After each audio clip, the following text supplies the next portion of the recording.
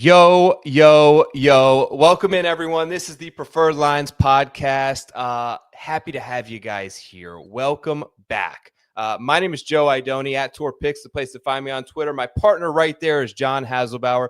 You have tuned in to the Worldwide Technology Championship preview, picks to win, course guide. We're going to talk golfs. We're going to talk halfway houses, all that and more in this episode of Preferred Lines. Thanks for being here. Let's go.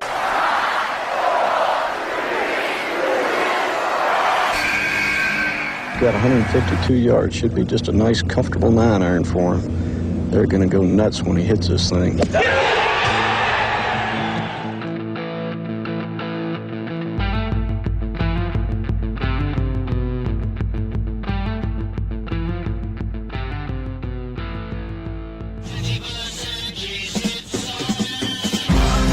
That's dirt.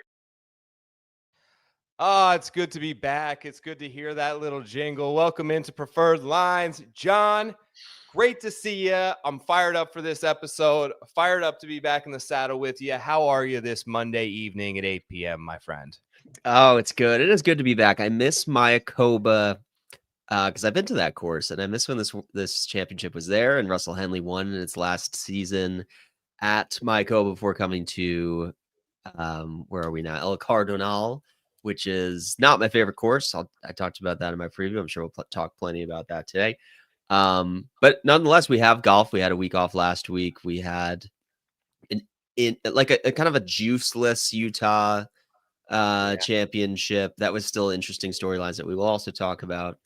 But yeah, no, I'm just excited to be talking golf again. How was your Halloween? Halloween was great. Nothing really to speak of on the bad side about Halloween, except my son had a lacrosse tournament early morning on Saturday, like an hour away from us. So, trying to get him to bed early, all sugared up, making sure he's hydrated. He had 3 games the next day, and getting out of the house early in the morning and on the road was quite a task, but we made it happen. It was a fun weekend. Yeah, I keep telling everyone I'm in the Halloween purgatory life stage where I don't have kids yet, but I live in the suburbs, so I'm not going to like the Halloween parties in the city with my friends that I used to either. So I'm just fielding trick-or-treaters at my house, locked into the house, waiting for the trick-or-treaters with nowhere to go. And not getting enough trick-or-treaters because trick-or-treat culture now is like drive to a cul-de-sac where they have a preset like grab and go candy section. Yeah. And it's just like, it's not my generation's trick-or-treating anymore, which is too bad. I was running around for 5 hours every house in my town when I was trick-or-treating. It's not like that anymore. Shocking stuff for me. This year really hit hard, man. Like half the block, my half of the block, I will say, is participating, and we go to the other side, which always had a ton of fun stuff. They had like a little photo booth before. They had a little haunted house, little smoke machine action. I don't know if it was like a full block boycott of Halloween, but nobody having candy. I thought the other thing I found out, John, I thought the key was like, if a porch light is on and cars are in the driveway, that means knock at the door. Apparently not the case in 2025. People irritated with the porch light on that I had my kids go up and ring the doorbell. So things are changing around Halloween. You hate to see it, but nonetheless, we move on. We've got Thanksgiving. We've got Christmas. We've got all the great holidays coming up.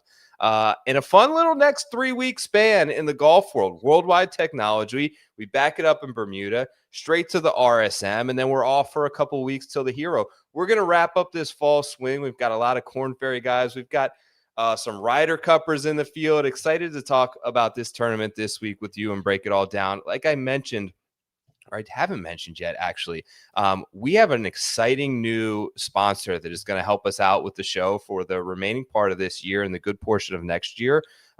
Hopefully all goes well as planned, but they have got some really cool stuff that we're going to implement into the course preview aspect of the show. John, I know you usually take the reins on that, but we'll talk about them briefly. Little teaser there. We're going to start with a new segment. This is something I used to do with my buddy Rick Gaiman, actually, on the jock market side. But it's essentially, John, let me explain it to you and break it down for the viewers out there. What we're essentially doing is a little buy or sell segment. We're going to call it bullish or bearish. We're going to treat anything in the golf adjacent stratosphere. This can be a player. This can be a topic. This can be a golf course. This can be anything golf related that you are bullish on, that you are buying stock in, and one that you are bearish on. Understand the rules, my friend. You want to go first and give me your bullish take of the week. Yeah, you want me to? Why don't I give both, and then you give both yours? Love it. Let's rock. Okay, because this week mine are themed together. I've been really consumed with the Internet Invitational. My buddy is actually works at Barstool, went down to Big Cedar, edited the whole thing, and he's not like a big golf guy, but he was like, that was just the coolest week I've ever had, just being on the property and all the drama that happened. So I've been looking forward to this releasing. I didn't know what was going to happen, and I watched the first couple episodes. I'm a little behind. But I have two clear, like, I'm bullish on this, I'm bearish on that. Right. So I am bullish on the Internet Invitational as a whole and getting like different types of golf content creators together to compete against each other.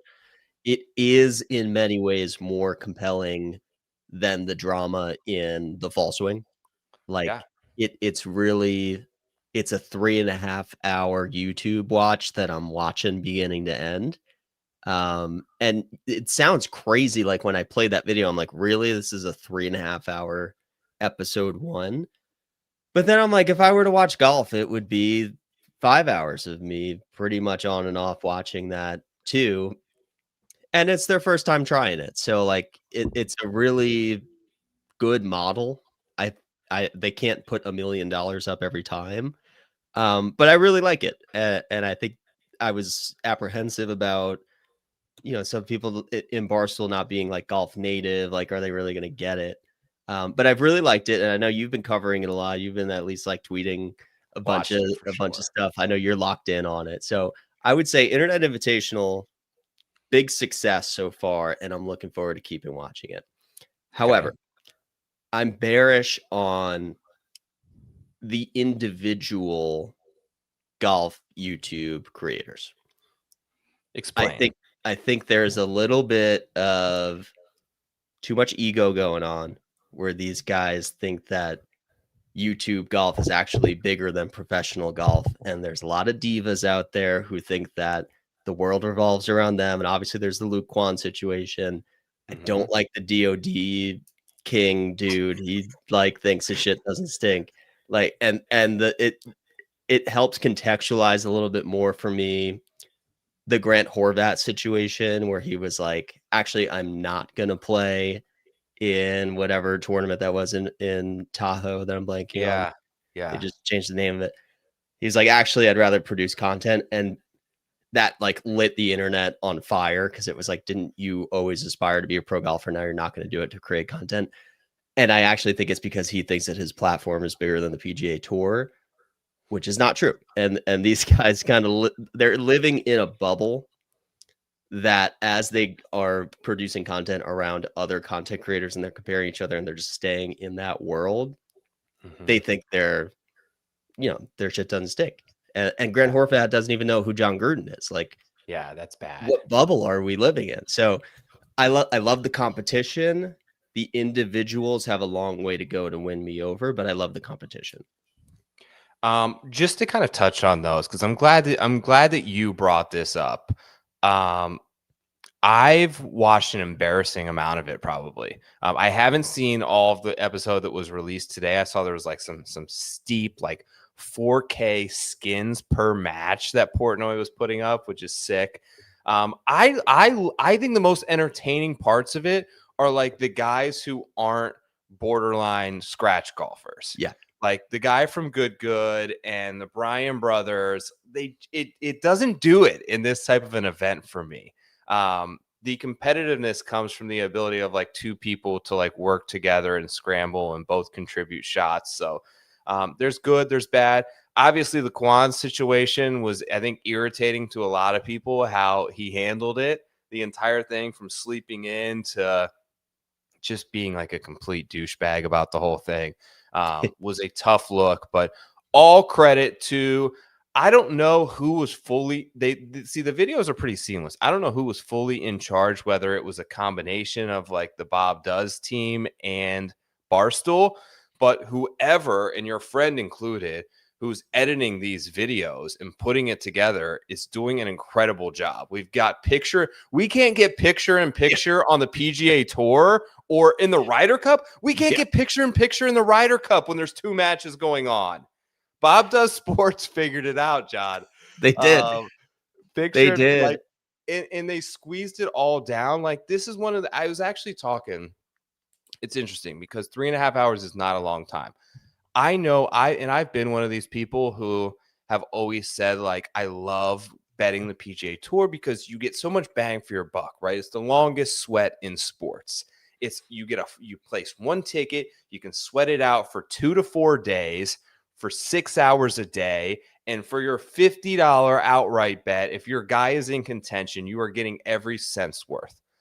I'm starting to side on the fact that, like, maybe that isn't the best. And it's funny, I was talking to some of the people from TGL about this, and I was like, one of the reasons I actually love TGL in comparison to that is, like, you can place a bet and 2 hours later, you either won and you got money in your account or you lost. You're not tying up your funds like I am this weekend on the WWT, and then you got to deplete from other areas to bet the NFL and college football because your money is all stuck in the Worldwide Technology Championship. Those with not a lot of funds who have been in absolute ice chests like me betting recently would understand the pain there and not wanting to bet as much on golf with football going on. But absolutely phenomenal job. 3.5 hours. It sounds like forever. It's not that long. You watch it in segments before you go to bed. It's pretty awesome content. So congrats to everyone involved. With that said, let me give you my bullish and bearish. Not YouTube related. I'm going to start with bullish. And I want to talk just briefly about the last tournament, Black Desert Championship. Michael Brennan was so impressed with the performance that he was able to put together. Like, the driving is one thing. It was on another level. But the fact that he went out there on Sunday and shot one of the lower rounds of the day. Now, I know that he made like double on the final hole when he had a huge lead because he was up by like 6 at the time. But before that, he had the second best round of the day. That's unheard of stuff by a sponsor's exemption, a rookie, a young player in any regard who walks into the event in the lead on a Sunday. The majority of them melt down. He rose to the occasion. He did not take driver out of his hands. In fact, he was hitting it like 460 yards on some holes. An absolute weapon. It feels like this is where golf is heading with these young players. Like, I don't know. I'm bullish on Mike Brennan. Do I think he's going to be a top 10 player in the world? No. But like, John, if you gave me an over-under of like 0.5 wins for Michael Brennan in the next 2 years, give me the over. I think he can follow a Cam Champ model where he gets to like 3 PGA Tour wins. And I'll say this now. I need to remind myself this in 5 months, but when this guy plays at Augusta National and he's $6,300 in DraftKings, put him in my lineup. He's going to take the Cam Champ model and he's going to bombs away at Augusta, and you can pair him up with Scotty Scheffler, and those can be your building blocks around a team. Yeah, I mean, crazy parallels, him and McCarty, winning this event. First time seeing the course, dominating the lesser tour. For McCarty, it was the Corn Ferry. For him, it was like the PGA Tour of Americas.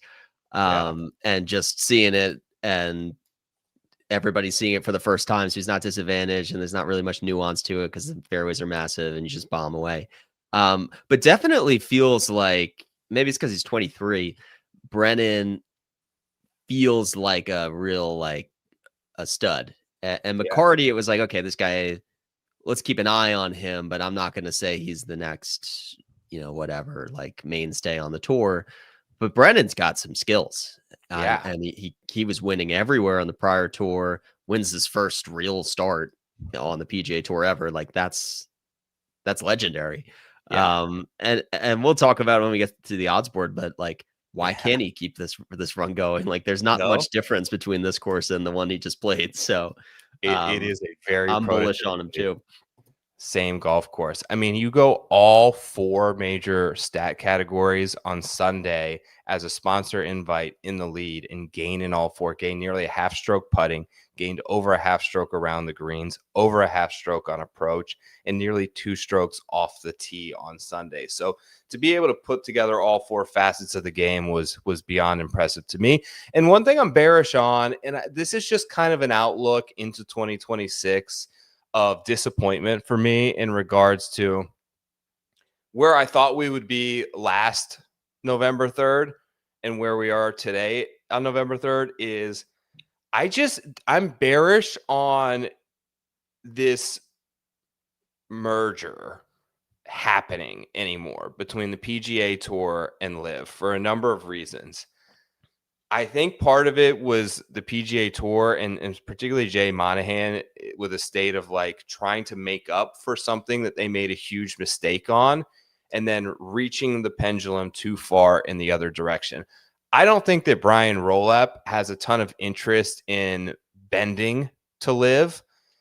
It doesn't seem like LIV has like financial problems like people think they do. I don't think they're making any money. I don't really think it matters. They're paying DJ. They're going to probably give Bryson an absorbent contract. And what they're doing actually is now instead of pouring efforts into, these getting players into PGA Tour events, they're just finding other pathways. When you look at what Tom McKibben did this weekend and the amount of players that are exploring different avenues, McKibben, speaking of the Masters, is in the Masters, right? Via winning that tournament. So these players are understanding that they want to get world ranking points. You want to get into major championships. It's possible. They're also, and I'm going to talk to a special guest about this next week, that they're creating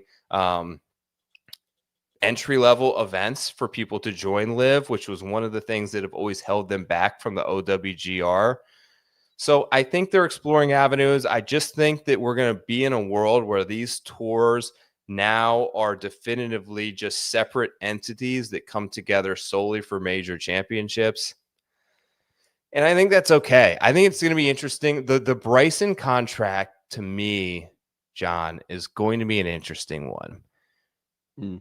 Because Bryson wants what I would assume is more money than Jon Rahm. I would assume that. Maybe not because he's already there, but he's going to want to be the highest paid guy annually. I don't know. Maybe it's his agent. I don't know where it is, but there's a weird thing with Bryson. Like I think he maybe thinks he's more valuable than he really is to these companies. When you look back at Puma, well, it was like the man at Puma. Now he's not with Puma anymore. He's with Reebok. When you look at Cobra sold the farm. Cobra sold all their future draft picks in a Deshaun Watson-esque trade so that they could acquire Bryson DeChambeau in single length irons, and he no longer plays them. It just seems like he has this value of himself, and I think the biggest hang-up is going to probably be there's some level, from my understanding, of control of his YouTube channel that is owned by LIV. I don't think he wants that in there. I assume that's a major part of the sticking point. So I wouldn't be all that surprised if his ask is potentially more than they are willing to pay. So bearish on this merger happening, interested over the next couple of months of where things go with Bryson DeChambeau. I have a feeling it's going to be the most stressful guy to re-land for them to sign up for a second deal. Yeah, I would love to be a fly on the wall of that conversation of like, hey, I want to be the highest paid guy in LIV because so and so, like, rational, and LIV saying no, and Bryson pressing them on like, what, do you not have the money? Because clearly they do. It doesn't matter what revenue they generate. They have limit. They could make enough money to pay Bryson to be the highest paid golfer in Live in probably a week, maybe less.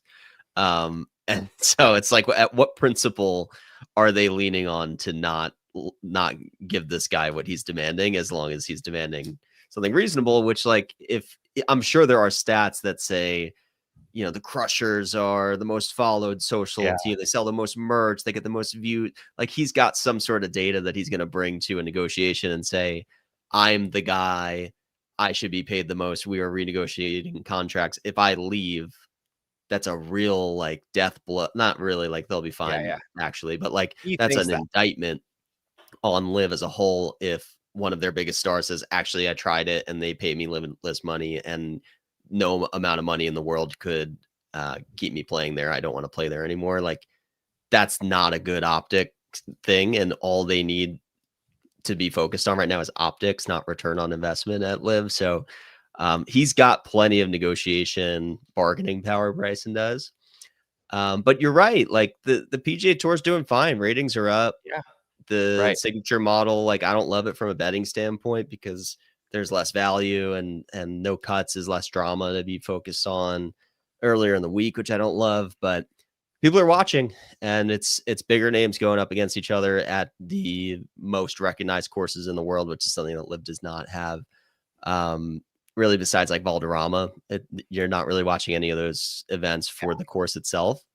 And you get a lot of that on the PGA Tour. So I'm with you though.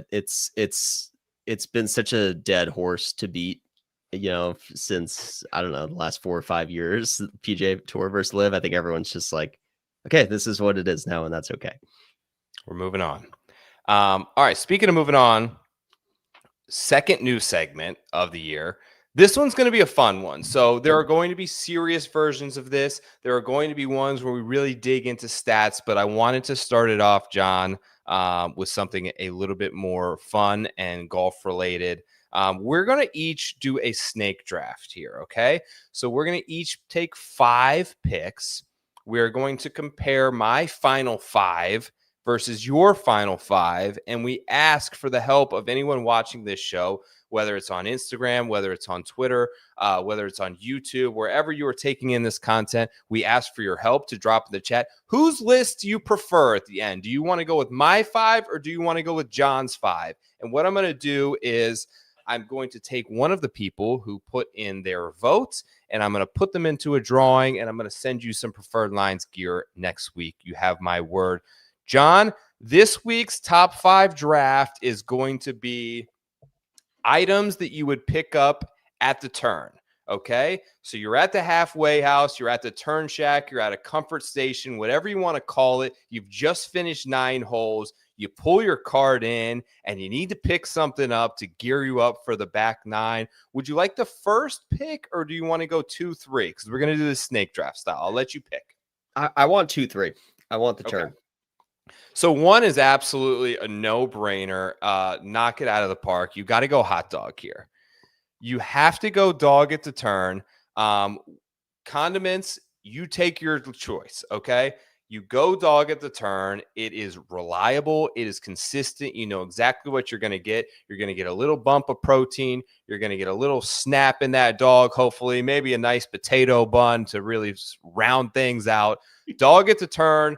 Number 1 pick was a no-brainer. It was Cam Ward. It was easy for me. So I go hot dog number 1. John, you have 2 and 3. All right, this is perfect because I get my Jackson Dart later in the first round. I'm not a big hot dog guy, and I knew hot dog is number 1. It's not for me. We're building a different culture over here. So I'm going burger.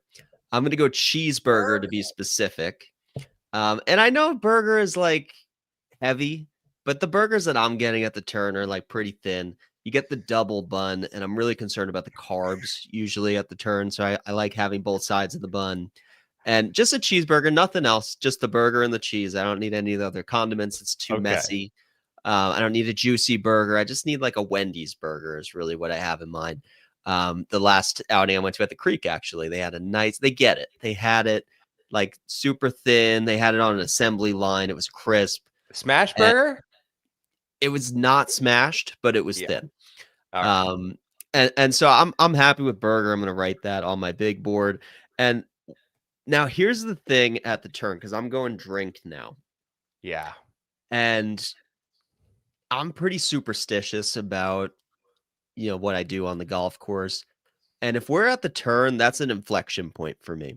Are we shooting a score today, or are Yes. we just trying to have a good time? And when I'm shooting a score, I'm going Gatorade, and I'm going orange Gatorade, to be specific. And so I'm picking orange Gatorade at 2 because that's a signal to me that we're locking in. And if I'm Okay. I'm making the turn with an orange Gatorade in hand, don't even look at me. I'm like Max Scherzer on the mound. Like, don't even tell me good shot after I didn't put it to 2 feet. Just let me go about my business because I'm head down, and Yeah. it's a business back 9 at that point, and that's all you can really shoot for. I appreciate orange Gatorade. If they have it in a can, it's like Oh, tier 1A selection. Cheeseburger is a wild pick, by the way. I don't know. Somebody chime in there, but I didn't even have cheeseburger on the board. You've got cheeseburger, orange Gatorade. I've got the 4 or 5 turn here. I'm gonna go. You know, I'm gonna go beer. I don't okay. think I thought about liquor here. I think beer is the safer choice. I'm down in Florida. You get too liquored up, you get hot. A cold beer, have it of your choice. I'm going to take all beer in the 2 slot. So I've got hot dog beer, an absolute 1-2 punch for the ages there. You And then gotta at give your 3, A1 beer choice, though. If it could be A1 any beer beer, choice. what beer is it gonna be? This is a tough selection, actually, because I bounce around on this quite often. Um, And I'm going to catch heat for this probably from some of the wokeness maybe in the chat, but I go Bud Light. Okay. I've never been a guy that has responded to a bad commercial and been like, I'm out on Team Budweiser. We're not Okay. canceling. Not cancel it. We don't cancel around here for one bad ad. Team Budweiser, but I love Bud Heavies, but too much on the golf course. We'll go Bud Light. And then a surprising selection here, but here's the thing.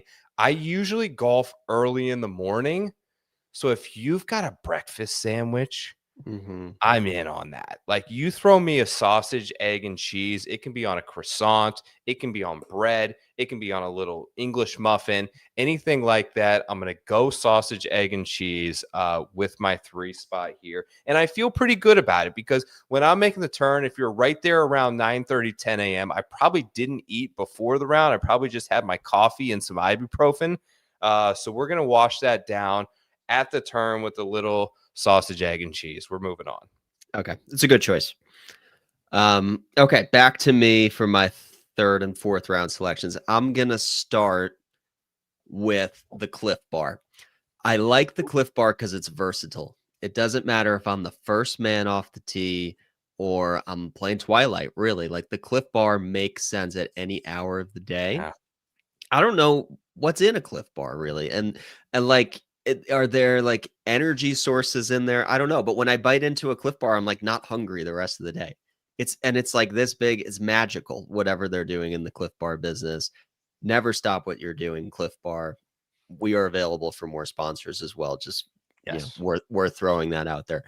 Um, Absolutely. so Cliff Bar, specifically the peanut butter chocolate chip, is the Cliff Bar that I have in mind for Great this. choice. And Veteran also, choice. like, talk about like a boys trip and you got to hit the local supermarket. I'm beelining to the Cliff Bar section. My first thing I'm getting when I'm like in an Airbnb in North Carolina on the boys trip is like a whole package of Cliff Bars. So I'm ecstatic to be getting Cliff Bar at 3. And I'm gonna take the transfusion at 4. Okay. Now, Because are you a vodka fusion or are you a tequila fusion guy? I'm a vodka, but I'm not gonna say no Okay. to a tequila. You get both, by the way. You get both are in the circle here. You get all the beers, and I get all Yes. the transfusions. Okay. It's one of those things too where the transfusion has a time and a place, and it's on the golf course. So when I'm drinking a transfusion, I'm in a certain state of mind, and I Yes. can't have that transfusion anywhere else. If you've ever had a transfusion off a golf course, that's like straight to jail. That's Yeah. not where it belongs. Maybe in a clubhouse, but even then, I'm on a golf course when I'm drinking a transfusion. So I look forward to that. There are certain days where I'm like, I don't even care about the golf. I get to have a transfusion today. And this is the pick me up. If I'm having a tough back nine, I also have this. So I like that I have the versatility here. If I'm having a good or a bad day, I have, options with my liquids on the roster. Love that. All right, so I've got my last two picks. So right now my draft sits hot dog, beer, sausage, egg, and cheese. I feel like I couldn't have scripted it better through the first 3 rounds. I'm gonna go my second beverage here. I'm gonna go energy drink. I kind of have a problem with these, specifically Celsius. I kind of have a problem that developed as one of my colleagues has a girlfriend who they're like based in Boca. It's a girlfriend who works there, and we started getting just cases of them in at work, and it became like a midday pick me up thing. Now it's become like a daily thing for your boy. So as a father, 39 going on 40 this year, sometimes you just need a little 200 milligrams caffeine at different points of the day. So I'm gonna go energy drink. Also, my stomach has gotten used to them where I can handle hot dog energy drink now. Okay. 10 years ago, I may not been able to stomach that situation. Energy drink at 4. And then 5, you've got to add something to sort of round out the food situation. I have hot dog, I have sausage, egg, and cheese. I thought about another sandwich, but I'm going to go chicken salad in a cup. Wow. Not every course offers this. This it's not a staple that you will find everywhere, but if you find it somewhere and it's good, you're getting it every time. You will make a tee time to go to a course just for the chicken salad cup, in my opinion, when it's done right, when there's the perfect amount of sauce and wetness to it. It cannot be too dry because you're in a cup environment. Chicken salad in a cup, properly done, elite.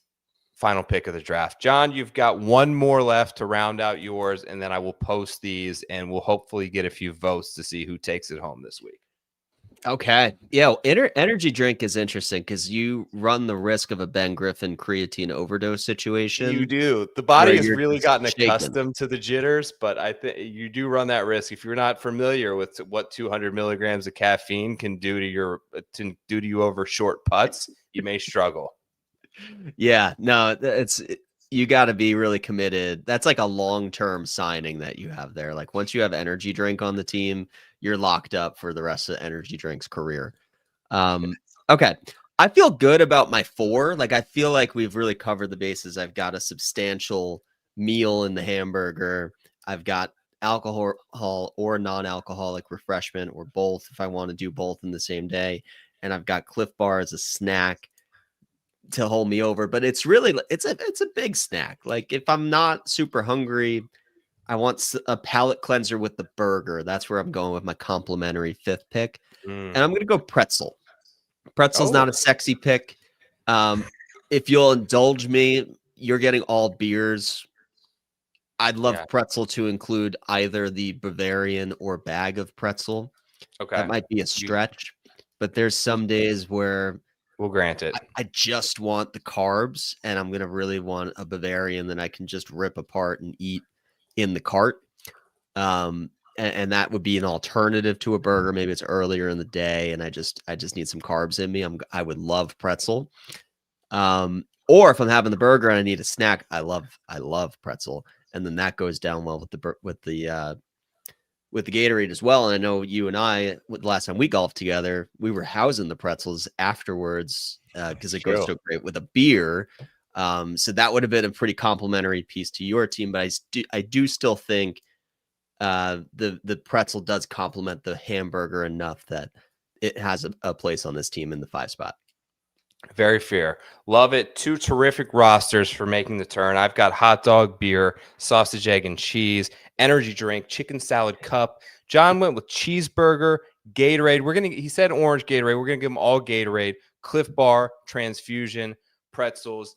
Let us know in the chat. Drop us a comment. Tell us whose list that you prefer. if you had to take all 5 at the turn, and we will pick a winner next week. I'll send you some PL merch, maybe a nice Golf Gambling Club sweatshirt that I have on here. Okay, without further ado, John, I'm super excited about this because we have a new sponsor for this segment and of the show. Our friends over at Golf Guiders. If you haven't heard of Golf Guiders, I'm going to bring it up right now. Give me just a moment here, because it is an app that puts the absolute everything you need in the world of golf at your fingertips. The number one resource, I think, for free, easy to use GPS on course navigation. There's a social component. You have news. You have PGA Tour leaderboards. There is a golfer GPT option that essentially asks anything about the world of golf, including your swing, quick tips, course information, gear advice, all of that stuff. John, we're going to incorporate some of the GPS data into the course preview portion of the show. I'm so excited to have these guys on board. Go to your app store, download Golf Guiders app. It is free. There's no premium like sneakiness about this. Everything on this app is free of charge. It is an easy scoring device. I used it this past weekend. It's awesome. You can follow me on there at Preferred Lines. We can become friends. We can play golf together. You can see my little stories and my scores. It is awesome to use. John, how do you feel about Golf Guiders? Fired up about them? Fired up about Golf Guiders. Love them. Had a chance to meet with their team. Great guys. Really like ambitious goals as well for the app. So like this is a long-term partnership for us. It's not just a one-off for this episode, and it needs to be long-term because there's so much to talk about on Golf Guiders on the app or on the website. So we're going to talk today about the GPS feature and how you can go in there and really look at the hole by hole flyovers, which I love to do for new courses, and it makes it so much easier to do that. But long term, there's so much more than that. That's not even specific to breaking down courses. Joe and I are both golfers as well. So like there's a community off of the Twitter sphere that we are on as well, and just another place to be meeting other golfers in your area. There's so much to talk about, so we're just excited to have them on board. Yeah, they've solved like a lot of issues, I think, and that everything, all these little individual elements right now, I feel like are so fragmented, and you've got to have 5 different apps, one to make tee times, one for your GPS navigation, one for, stats, one for community feel, one for video, one for news stories. It really is kind of a complete ecosystem for everything that is golf on and off the course. Over 42,000 golf courses worldwide. They have complete navigation up. They have scoring for, honestly, give this app a shot. Download it. It is very simple and easy to use. It is free. They aren't charging anything at the moment. Until enough of you sign up, we can continue to add features. But at the moment, it is the best free golf app out there.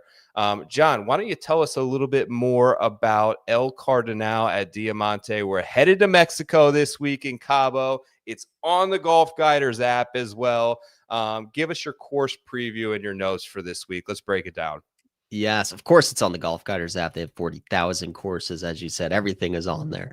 I forgot this, but I have hit the winner here the last 2 years. So, which I was not expecting because it's EVR, a really random event. EVR? I was on EVR. He just barely edged out Camilo Villegas that year. And Matt Kuchar, I believe, collapsed epically that year, if I'm not mistaken. And then last year it was Austin Eckroat, who I forgot that I bet, but he was 50-1 in like pretty average form, great ball striker in coastal courses. And I think he had a good result in Mayakoba, if I'm not mistaken, too. So something about those resort courses is what I was chasing. But yeah, going for a three-peat this week, a lot on the line. Not going to break, what's not broke. So not going to fix what's not broke. So really what I'm looking for when we go to El Cardinal is Birdie Fest, guys, resort course kings. It's a Tiger Woods course, but ironically, it's just a course that he would hate, I would think. I think it's a course he would hate to play because it takes your edge away as an elite skilled golfer. I'm sure that he designed this more with the intent for resort goers and casual golfers who are in Cabo to play a nice looking course. And that's what we've gotten at Vedanta Vallarta is very similar to that, where it's a resort course. Yeah. All of these, like, Black Bermuda, Desert even is like, even the last event is a great comp. exactly. That's built right in the middle of a resort. First year, it wasn't even sponsored by a third-party company because they just wanted people to go and check out the resort. So it was sponsored by the resort, and I'm sure it actually did great for tourism there, because what else are you going to do in the middle of nowhere in Utah? It made me want to visit there. But yeah, so we're looking for resort specialists. We're looking for birdie makers. We're running back a lot of what we looked for last tournament at the Bank of Utah. This Yeah. is not at elevation, for what it's worth. It's pretty much at sea level. So the balls are a good guy. Brennan is not going to be hitting at 400 yards this week, but he'll still be a good candidate to lead the field and off the tee. The fairways are gargantuan. You can't miss them. The rough is not present. There are some natural, like, water hazards in play that come into it a little bit. And there's some, like, tabletop runoffs, I would say, are probably the biggest challenge to this course if the wind's going to continue to stay down. And that reminds me a lot of Corrales. So when I was looking at comp courses, it was really Black Desert from the week before, Corrales, Craig Ranch, I think, is not like pure resort course, but plays like it. Vedanta Vallarta, like those are the key ones. And even though it's only 2 years of sample size, we're starting to see it's like the guys who do well in easy scoring conditions, which means Corn Ferry Pipeline is actually very much in play. If you're playing well in those easy conditions, you can translate here. Absolutely. The other thing I would mention there, so par 72, just under 7,500 yards. So you have the four par fives, which I believe average around 580. They bookend like the first and the 18th hole are the two easiest holes on the golf course. Both played about a half stroke under par. So past Palom, right? If I'm not mistaken, from tee to green, basically. So an extremely grainy grass that does not allow or is not conducive to a ton of roll off the tee. So that 7,450 yards tends to feel a little bit longer when you aren't getting those firm conditions with a ton of roll. Really sort of favorable on hitting approach shots. The ball sits up really nice on them. It is a strong, like, grain of grass from what I know about Pass Palom, which also a lot of people are under the impression that, and they're right to a degree, that it makes the greens very slow. I played, so there's a lot of Pass Palom in South Florida, actually, and I don't necessarily feel that they're always the slowest. They tend to have a little bit more slope to them and just the courses in general, which means they slow the greens down so there's not overly severe. But you have to play a lot of grain. Like, you think you've got to read the grain on Bermuda, like you've got to play a lot of grain on Pass Palom, and it is a tricky surface to chip off of. So you see this type of grass pretty much throughout Mexico and the Caribbean and areas of South Florida. Players that are familiar with it, players that have had success previously on this type of grass, really tend to often show up in these type of events because it's just different and atypical from what we used to see. There's a couple of holes, Baby John, you could take me here, that you screenshotted actually from the Golf Guiders app. So this is a number 2 handicap, so one of the more difficult holes on the course. So this is the par 4 15th, 462. And that's from, obviously, they may play this back a little bit on the members' tees, but you can kind of see that some of the width that you get on the fairways there with it, but it does tend to pinch, it looks like, as you get up to 300 plus. What were you trying to kind of indicate here with this one? Yeah, I want to also add on the Pass Palom thing before I get in on this one too. The reason Pass Palom tends to be slower is it's the grass that grows in the, like, coastal Caribbean regions, right? And those tend to be windier, and windier courses tend to have slower greens so that the ball doesn't blow off the green. So like Corrales, Mayakoba was Pass Palom, and even Kiowa Island is Pass Palom. I have fact, I've played all of those courses. And they were all delightful, and I didn't Pass Palom Prince. Yeah. Call me Victor Hovland. And yeah, it's just different. It's just different. It's just because it's pass paddle doesn't mean the greens are slow. It's more of a wind thing. And you can actually see on this visual the beach on the top right corner. So it does go up against the water, against the coast in Cabo. It should be wind exposed. It hasn't been dramatically affected because the scoring's still been pretty low. Yeah. But that is something to monitor. And anytime we're at a resort course, the wind can play a significant factor, and you may not know until days before tee off. So definitely something you want to monitor. When we look at the flyovers, courtesy of Golf Guiders, I wanted to choose this one because this is actually where Matt Kuchar's collapse began 2 years ago when I was sweating Eric Van Rooyen. It's one of the hardest holes on the course. It's a long par 4. You're hitting a long iron.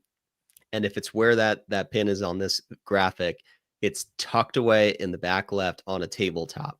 So if you go at the green, it funnels all the way down the tabletop, and it becomes this impossible, no margin for error chip where you have to basically flop it. You can't run it up or it'll come back at you. And Matt Kuchar basically did that 3 times in a row, and the third time it rolled past his feet into a native area. So I bring this hole up just to say scrambling is very important here. And you want to look at scrambling on those like tabletop tight lie types of green. The Cognizant, actually, when they adjusted, the course became a little bit more at PGA National of that kind of tabletop coastal situation. So I'm going to look there for some short game comps. I mentioned Corrales, which I think is the most 1-to-1 is from a green standpoint to here. But chipping is important for a birdie fest. Chipping is important. And then I wanted to include this one too, because this is a par 5 finisher hole. This may not be from the champion tees, but it's pretty close to it. And depending on which direction the wind is coming, this can either be reachable in 2 or not. I remember as well when Camilo Villegas was chasing down Eric Van Rooyen, he could not get to this green in 2. And that was really the deciding factor, because if you were not there in 2, you've got some in between uncomfortable chip shot into a tabletop green again.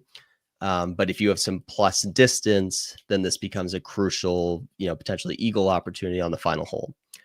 So I want to, bring up this visual just to say, I'm going to be leaning more towards the distance guys this week. You're going to look through the leaderboards over the last 2 years and see, I think Kevin Streelman was up there. Matt Kuchar was up there. Like the plotters do contend, but it's definitely, an advantage to have distance here.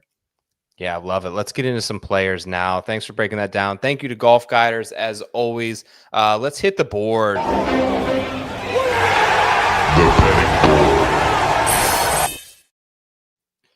All right, let's talk some odds. Favorites for the worldwide technology. If you need technology anywhere in the world, just hit up worldwide technology. I assume that's what they do. Odds to win. Benny Griffin is here at 12-1. He's a regular down here in Los Cabos. JJ Spawn, another regular, 13-1. Right behind him, couple of Ryder Cuppers back for the 3rd consecutive year to El Cardinal. Coming in at 3rd, we have 20-1 Max Gracerman, 22 Michael Thorne Bjornsson, 22 Rico Hoey, 22 Siwoo Kim, 25-1 Garrick Higo, 28-1 Kevin Yu, and 30-1 Thorbjorn Olesen. John, I've got 2 in this range. Do you have your eyes on anybody? Yeah, I haven't placed my bets yet. I always value these conversations with you to, guide me in the right direction of what I should do. I think shout out to Ben Griffin and JJ Spawn for making everybody else's odds much more palatable. Tip my cap to them for showing up. I'm not interested in either of them. Could they win here? Absolutely. They obviously like the course. They went very far out of their way to be here. But I'm going to pass on them. I'm definitely favoring more of the bombers, and Griffin is technically a bomber now. So if you want to bet him 12-1, go for it. I'm not going to do that because it's a birdie fest, and I want a longer card.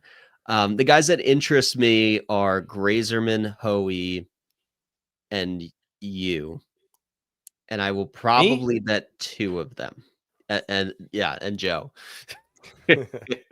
All right. I wrote up Rico Hoey this week. I get like he's going to be very popular. He's got 3 top Sure. 10s in the last 4 starts. He's number 1 strokes gain approach by a significant margin. I couldn't even tell you who's second just by eye test. It's always Rico Hoey every week who leads on approach. And he actually gained on the greens last week for the first time in a while, albeit by like a 10th of a stroke. Yeah. But that's all he has to do to put himself in contention is be average. Putting, I'm a little like apprehensive about a bad putter in a putting contest. But he's such a good approach player that, he's going to give himself so many opportunities here. And I love a trending iron player who's going to be hitting out of the fairway on every single hole with plus distance. So, I get that that's like a very chalky pick, but that's the first guy that I know I'm going to bet. And then I may need to hear from you about where you're leaning because I don't have much conviction on my other leans on this page. Sure thing. I love Rico Hoey. I took Garrick Higo because he was 3 points better on the odds board when they opened. And I actually wrote up my power rankings article that went live Sunday night and had Garrick Higo as my number 2 rated player in the entire field, actually above JJ Spawn. Higo goes on red hot torrent runs, and he's on one of those runs at the moment. His last 3 starts, and he's played a good bit. So he has 3 starts this fall. 7th place is the worst finish. That was at the Sanderson Farms, or excuse me, that was at the Procore. He finished 2nd at the Sanderson, 4th at the Zozo. He also has a T6 at this event last year. Really solid when I looked at long-term, like historical data on Paspalum. He's got a couple of wins on other tours in the Canary Islands. He's just familiar. He is a great putter, and that was the difference between him and Hoey for me is like, look, there have been 13 guys that have gotten to 20 under par or better in the first 2 years at this event, 9 in one, 4 in the other. Like, Hoey's got to gain 3 strokes putting if he wants to get to 25 under par. He just can't do it all with ball striking, and I just don't believe that. Higo is the number 1 ranked putter in the field that I have on this specific grass type. He is number 2 overall. He is 6th in ball speed in the field, so he has plenty of distance. Sneaky, like, ball speed numbers for Garrick Higo. Like, dude, for a short, kind of stocky guy, can actually move it out there quite a bit. He is number 1 in birdies per round over the last 3 months. Number 1 in, like, least bogeys per round over the last 3 months. Just playing really awesome golf. Love the 25-1 number. And then at 30-1, I took Thor. I took not Michael Thorbjornsen, excuse me, Thorbjorn Olesen. He's been like really, really good, and I still feel like there's some degree of underratedness. Just finished 3rd in Utah, was 9th. He's kind of bouncing around on both tours over the last 3 months. So before that, he had a DP World Tour start where he finished 9th. The week before that, he was at the Sanderson Farms where he finished 14th. So he goes from Mississippi to France to Utah in basically 3 consecutive weeks in top 15s, all of them. Right before that, he finished top 20 at the Irish Open. Right before that, he was in Denmark, finishing T16 at the Danish Open. He was T14 at the 3M. He's just putting together really good starts, one after the other. The approach play is there. He gained like nearly 4 strokes putting in Utah on a very similar course where he just finished 3rd. I think he can run that back 25 and 30. I'm stacking Higo and Olesen, but I'm very nervous, John, that I just like have said it's coming for Hoey. It's coming for Michael Thorbjornsen, and I'm not betting them when I honestly don't think Griffin or Spawn are going to win. So the fact that I'm ignoring those 2 guys that I've like touted a lot means based on the run that I've been on the last 3 months, that they're probably good candidates to win. I mean, it really is. You could pick any of these guys in the 20s, and the margins are so thin. Higo did win at Corrales, which I do think the more we talk about it might be my number 1 comp. But both of his PGA Tour wins are on the heels or because of some of the greatest collapses in PGA Tour history, with Joel Damon just gagging that one away in Corrales, and then a combination of both Harris English and Chesson Hadley, who I was obviously exposed to both at the Palmetto Championship at Congaree. Higo was the backdoor beneficiary of that. So because of the way that he's gotten his 2 wins, I just assume that he's a Ponzi scheme, but his numbers are incredible. He's a bomber. He's a great putter, plays well on the coast. I hate his hair. I'm just going to say it. I hate the hair. He looks like a clown from behind. It looks like a clown is playing golf. And I'm looking at his Wikipedia page, and he used to have like a tight fade. Real And tight. I think he lost all his aura, but he had to sacrifice his aura to find this new level of golf. So I have a lot of irrational reasons to be off of Higo, and I tend to find myself not on him on the community weeks, but the golf, the golf looks good. I'm a little worried because there was a community Higo week at the Sanderson a few weeks ago, and he kind of had that tournament in his hand, and he gagged it away to Stephen Fisk down the stretch of the back 9 there by missing some short putts. So a little bit nerve-wracking, but Higo and Olesen are my 2 guys. Mid-range of the odds board, let's go. We've got Michael Brennan there, 33-1. Nick Taylor starts us off in the 40-1 range. Wyndham Clark is here at 40-1. Pearson Cootie 40. Emiliano Grillo 40-1. Keith Mitchell is 45-1. Jesper Svensson 50. Bridgman 50. Matt Wallace 50. Johnny Keefe is in the field, fresh off the #1 Korn Ferry Tour status. 50-1 for Mr. Kiefer. Your boy Nico Echevarria at 55-1, and Matt Kuchar, like you mentioned, a guy who had this tournament under control 2 years ago, at 55-1. Interesting, eclectic group of a lot of different skill sets here in the mid-range, John. What are you thinking? Oh, it's so hard to feel conviction in anything here, whether positive or negative. Wyndham, I thought I was gonna like, and his numbers are just bad. And I thought maybe he took some time off and he might find something, but I believe he was in the Utah field and was bad in Utah as well, or like not as good as you would want to see from Wyndham. So I thought I might be heading that way, and I'm not. Brennan, I mean, 33 is tight for him. That's a tight number. Don't love that. But I got concerns about everybody's form on this page for the most part. And this guy I'm looking at, like, obviously he's not going to win every tournament he plays, but it's the exact same script as last week. And he didn't seem like he was celebrating that hard. I don't know. Maybe you're right. And he had a week off in between to get it out of his system. It's not like he's just running right back out there. So I would love it to be 35 or longer. If it was 40, I would absolutely have Brennan on the card. I'm looking at it. And Chief Keef, your guy. He's gonna be popular because he's the exact same version of Brennan last week, and everyone likes to chase what happened the week before. But a guy who's just been cooking on the lesser tour. He's done everything. A great fit for here.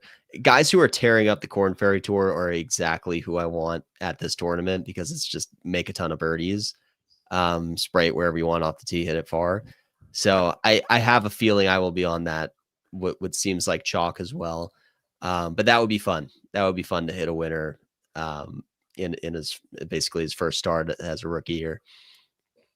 Yeah, I'm not going to bet Kiefer. I like you said, I think name value. I think people excited to see him. I think what happened with Brennan probably inflated his betting price a little bit. I took a look. At an old fling named Keith Mitchell for a second. He's playing so bad. But here's the thing, like I looked at, you mentioned this actually. You mentioned the COG.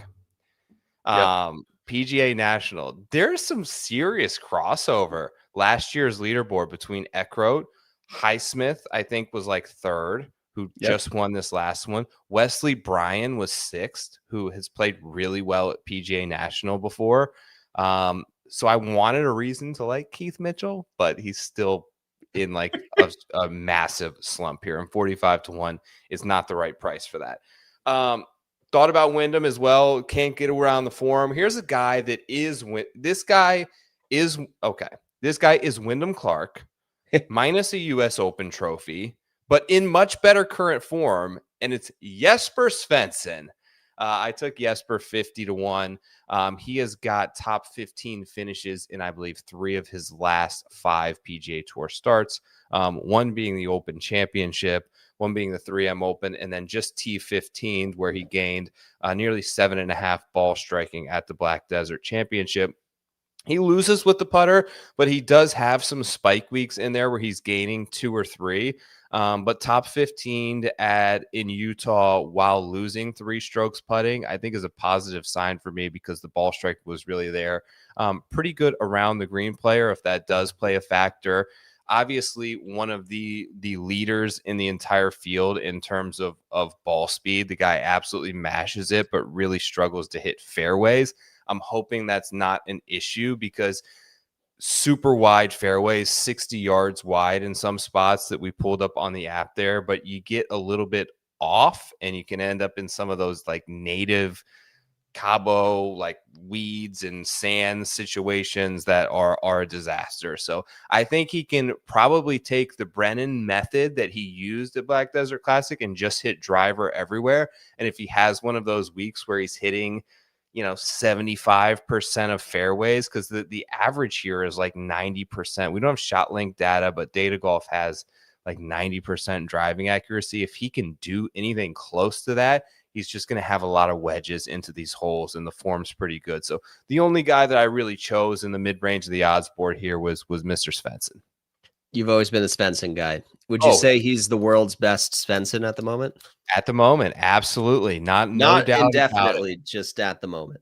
Not indefinitely, because we're coming up on the RSM where my boy Adam, crushed me 150-1 ticket a few years ago. But at the moment, he is, if we had a top 5 Svenssons in the world, he's my number 1 pick.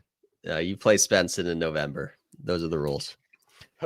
Those are the rules. We also have, top five Svensson, Marcus Svensson, Jonas Svensson, a couple of the other ones out there.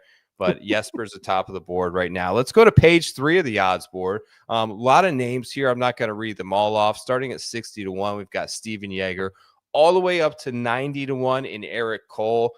Again, an eclectic group of players here that includes last year's winner, Austin Eckroat, at 80-1. Kanaya's playing really well at 80-1. Previous champion Eric Van Rooyen at 80-1. Stephen Fisk, who won a couple of weeks ago at 80. Luke Clanton, who was last year's Johnny Kiefer, is up there. Billy Mao, Patrick Fishburne, a lot of guys that people have been betting in a pretty favorable range to win this tournament. Anyone you got your eyes on here, right shy of 100-1? I definitely like Mackenzie Hughes. I think he plays these coastal courses very well. He has really just like committed to distance over the last couple of years, and he's played his best on the wide open fairways where he can just let it out.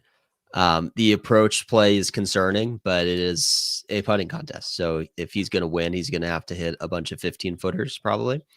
That's the calculation. When you can't stripe it at the flag, you're going to have to lean on your putter more, and he does that, especially on Paz Palom. So I like Mac Hughes. Cash a first round leader for me, I think, at the Procore. So the form is somewhat there. And then, when I first saw the field and the early odds, I pictured my card being 2 guys in the 20s and rounding out the card on this page. I may still do that, but it's just like a lot of guys that you could talk yourself into, like Mao. I don't know much about him, but he's playing some pretty good golf, and he won recently, and he has a game for a course like this. Lee Hodges tends to play well on the coastal courses. Luke Clanton at 80 is very long for him, but he's shown no signs of form since coming back from college. He was on a heater and then he regressed for some reason. So for me, Whaley is another guy who jumped out for me very high in my model. But 60, I don't love. So that would be something where maybe if he was like 80, I'd be on board with Whaley. I'm not feeling a ton of conviction in anybody as like great values on this board aside from Hughes. But I do see myself ultimately having at least like 2 or 3 guys from this page on my card. I've got conviction for you. I've Okay. got 4 guys. Long shot season is fully back, John Hasselbauer, and I'm going to start 90 to 1. I took Eric Cole. So I see inklings, and what's happening is Eric Cole's putter is getting hot again. He gained 5.8 strokes putting at the Pro Tour. He finally had another top 10 finish at the Sanderson Farms, where he gained 5 strokes putting. Had a decent, very good week at. Excuse me, he was +4 through the first 2 rounds over in Japan, and really rounded that out. Had a great Sunday round to kind of rally. We don't have strokes gain data there, but really kind of finished strong. I feel like coastal, southeast, birdie fest conditions are really conducive to Eric Cole, who is 5th best in the field in birdies per round. He's at 90 to 1. At 125 to 1, I have 2 players. The first is Carson Young. Basically, I was on Carson Young at the Black Desert Classic, so I'm going to go back there. 9th and 2nd in his 2 appearances here. So he's got 2 top 10s at this particular golf course. Now, he is not your distance guy. He's going to be a guy that hits fairways, but his irons are really, really good. So ignore the Black Desert because I followed this. He lost 4.3 on approach.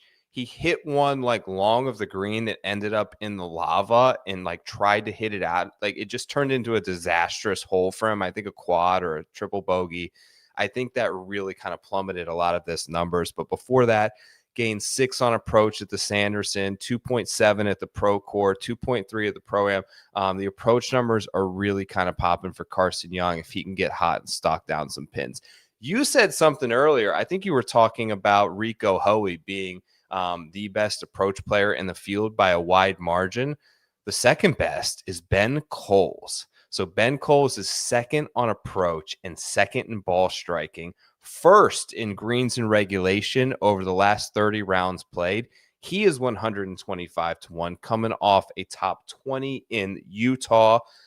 He hits a ton of fairways, so it's not like he's going to be bombs away, kind of following the Carson Young model of stock down pins. But he is your poor man's Rico Hoey, who really can't putt, but he's also not 20 to 1. He's 125 to 1.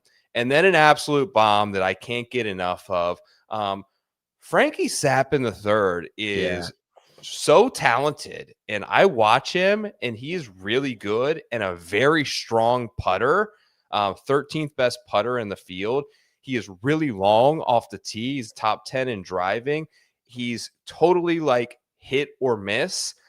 He will miss a cut, or he was T6 at the Sanderson Farms 2 starts ago. So he can find himself around the leaderboard. This is probably like a top 40 play, top 20 play potentially, but screw it, 500 to 1. I just think this kid has a ton of upside and could potentially pop at a course like this. And it's just really undervalued. I mean, he's here with Francesco Molinari and Aaron Wise and Kevin Streelman and John Pack and Will. I just think he's a much better player who has a lot more to play for, particularly in this PGA Tour fall swing. And I'm hoping to get a good performance out of him. But once he starts to play well, he'll be one of those guys that a lot of people want to bet. So I'm gonna be early buying stock on Frankie Sapp. Those are my 4 long shot bombs. Yeah, the Nap Sap duo at the Zurich 3rd place finish. That I don't know why that has stuck in my head, but when I think of Frankie Sapp, and I'm like, he popped at the Zurich. He was in my model pretty high too. I know he launches it and he putts well. So 500 to 1, he will be on my card. I think we were on the same page with Montgomery a couple weeks ago when he was Sanderson, right? Same odds. And I did not expect you to be like, because it's literally like, the bottom of the betting board. But I'm going to join you on that because he was popping in the areas I was looking for too. Let's ride. Thank you all. That's going to wrap up this episode of Preferred Lines. As we continue through the fall, I cannot stress it enough that it's so important to us, guys. If you can comment on the video, if you can subscribe to the channel, if you can if you can just share with a friend and try to get this out there.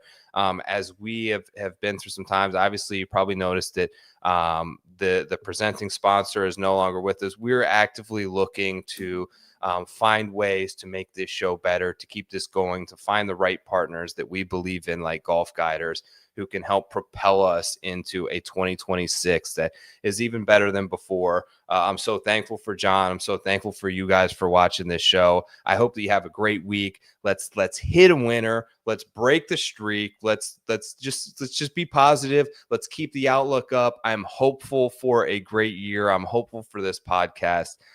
Thank you again for watching the show. John, any parting words before we put a bow on the WWT championship for 2025? No, I mean, it's go Sappin. It's shout out Golf Guiders.